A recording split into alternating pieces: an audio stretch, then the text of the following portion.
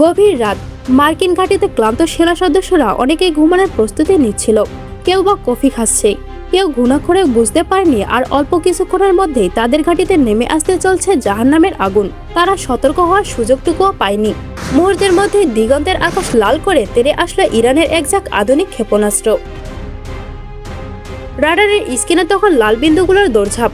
Control রুমের অফিসাররা আতঙ্কিত হয়ে একে অপরের দিকে তাকাচ্ছেন। এত নিখুঁত নিশানে এমন হামলা! কুয়েত, জর্ডান এবং সিরিয়ার সীমান্তবর্তী মার্কিন ঘাঁটিগুলো যেন মুহূর্তের মধ্যে আগ্নেয়গিরিতে পরিণত হলো।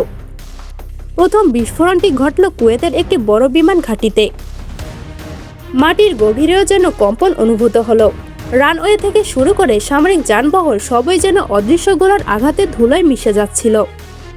মার্কিন বাহিনীর প্রতিরক্ষা ব্যবস্থাগুলো তখন পুরোপুরি দিশেহারা। আমেরিকার মিসাইল সিস্টেমগুলো একযোগে কাজ শুরু করেও ড্রোনের ঝাঁকের সামনে অসহায় হয়ে পড়ল। কন্ট্রোল রুমের ভেতরে তখন কান ফাটানো শব্দ আর ধুলোর আস্তরণ। ইরান যেন এক পরিকল্পিত মাস্টার প্ল্যান নিয়ে এগোচ্ছিল। আকাশ জুড়ে ড্রোনের ঝাঁক, ঠিক যেন শিকারি পাখি। সেগুলো যখন মাটির গা ঘেঁষে উঠছে, রাডারে ধরা দেওয়া ছিল প্রায় অসম্ভব। ঠিক সেই সুযোগটাই কাজে লাগাচ্ছিল ইরান। ভোরের আলো ফুটতে দ্বিতীয় দিনেও শুরু হলো আরো ভয়াবহ রূপে হামলা। মধ্যপ্রাচ্যের আকাশ তখন ধোঁয়ায় কালো। বাহরাইন আর কাতারে থাকা মার্কিন পঞ্চম নৌবহরের আশেপাশেও আছড়ে পড়তে লাগলো একের পর এক ক্ষেপণাস্ত্র। জর্ডানের আকাবা বিমানবন্দরটি যেন ধ্বংসস্তূপে পরিণত হলো।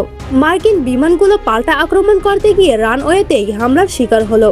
কোটি কোটি ডলারের সম্পদ চোখের সামনে ধ্বংস হয়ে যেতে দেখে মার্কিন সেনারা বাসকারে আশ্রয় নিতে বাধ্য হলো।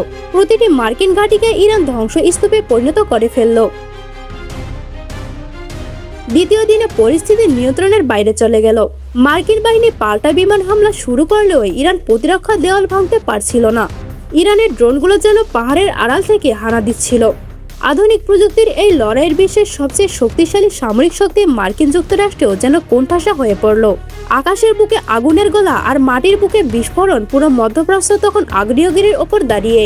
প্রতিটি মুহূর্তে ছিল ভয়াবহ উত্তেজনায় ঠাসা। মনে হচ্ছিল সব শেষ।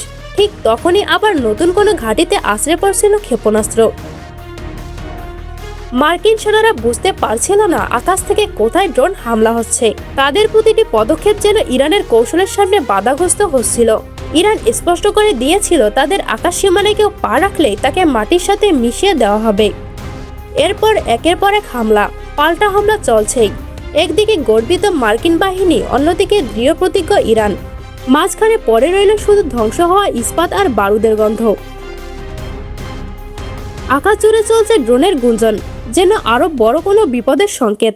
এই ধ্বংসলীলা পুরো পৃথিবীকে বুঝিয়ে দিচ্ছে আধুনিক যুদ্ধের ময়দানে শুধু বড় অস্ত্র নয়, বরং বুদ্ধিমত্তাই আসল খেলোয়াড়। রাতের সেই নিস্তব্ধতা কি আর ফিরে আসবে, নাকি এটা কেবল আরো বড় কোনো যুদ্ধের শুরু? সেটাই প্রশ্ন এখন সবখানে।